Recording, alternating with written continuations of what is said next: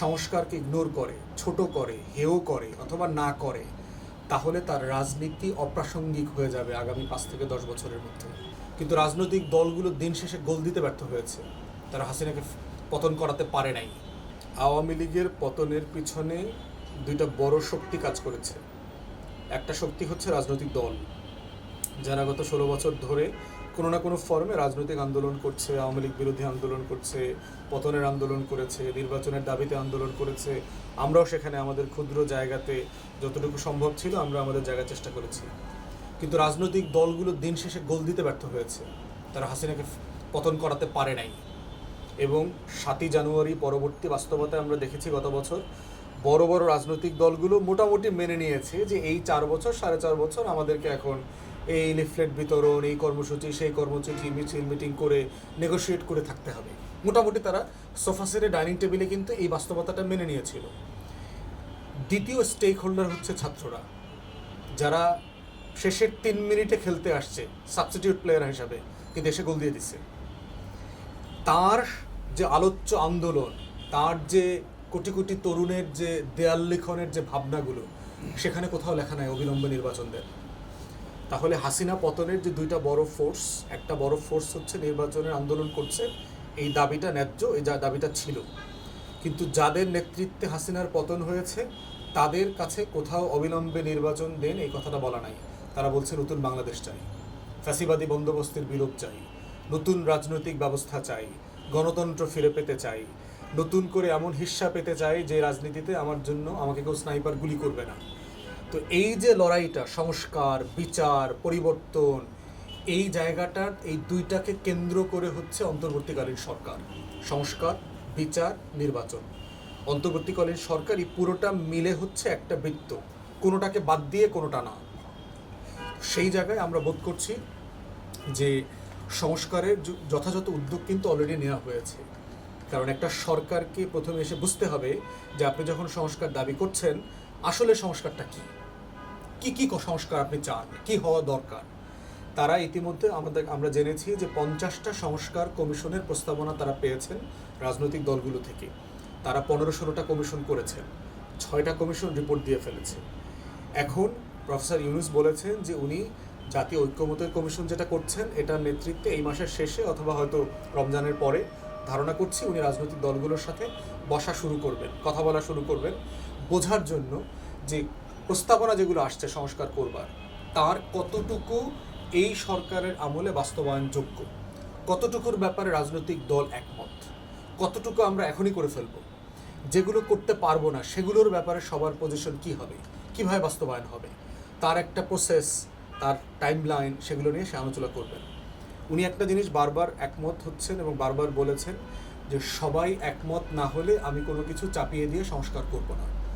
এইটা একটা golden rule ওনার আলোচনার মধ্যে বারবার এসছে এবং আমরাও আমাদের দলের পক্ষ থেকে এটাকে ন্যায্য মনে করি।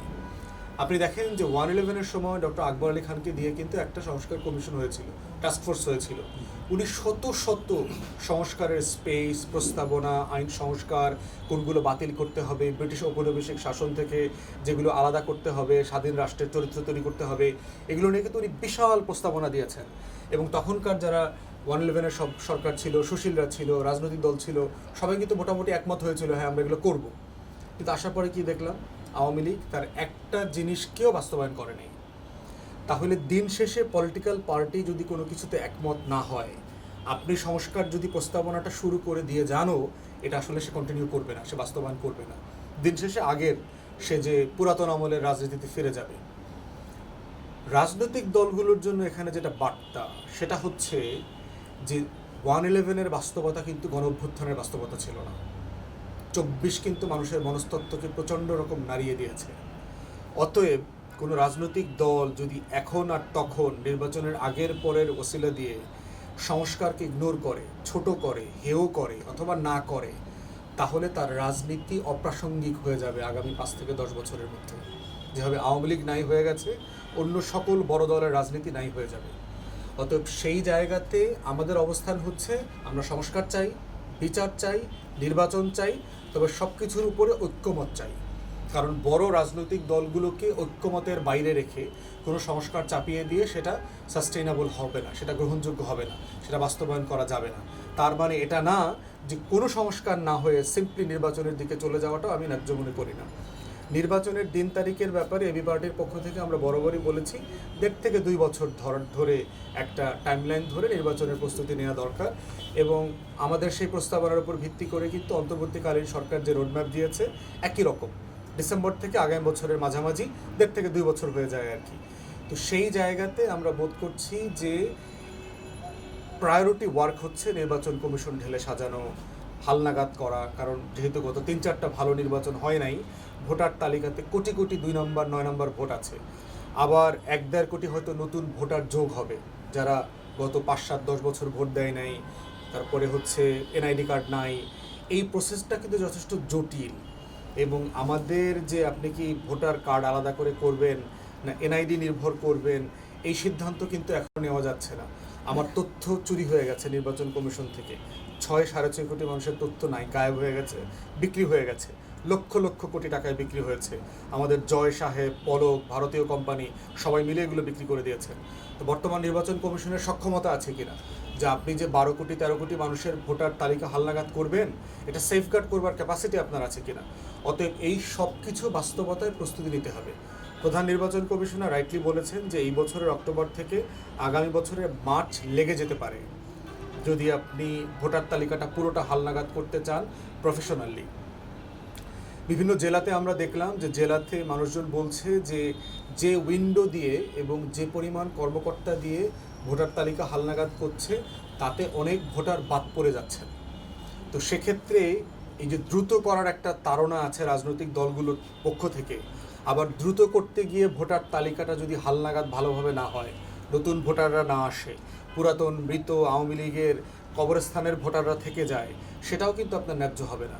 তাই প্রধান নির্বাচন কমিশনার যেটা বলেছে, নির্বাচন কমিশনকে আমরা বলবো যে এই বাস্তবতাগুলোকে সিরিয়াসলি বিবেচনায় নেওয়া, যে যেখানে যেখানে উইন্ডোর তারিখ দেওয়া আছে সেখানে উইন্ডোটা বাড়িয়ে দেওয়া, তারিখটা বাড়ানো, কর্মকর্তা কর্মচারী অথবা মাঠ পর্যায়ের কর্মকর্তার ঘাটতি আছে সেখানে কর্মকর্তার পরিমাণ বাড়ানো, যারা জরিপ করছে তারপর তথ্য সংগ্রহ করছে, সব মিলিয়ে আমার মনে হয় যে 1.5 থেকে 2 বছরের যে ডেডলাইন আছে ডিসেম্বর থেকে আগামী জুন জুলাই, তার মধ্যে নির্বাচন হয়ে যাওয়ার একটা প্রস্তুতি হয়ে যাওয়া সম্ভব।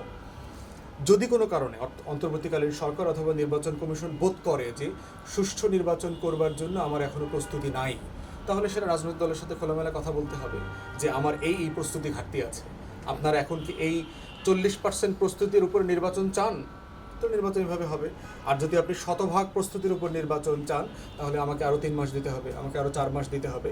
এগুলো লুকোছাপা না করে খোলামেলা, মানে খুবই গুড ফেইথে আলোচনাটা করা দরকার, একজন একজনকে বিশ্বাস করে আন্তরিকতার সাথে আলোচনাটা করা দরকার।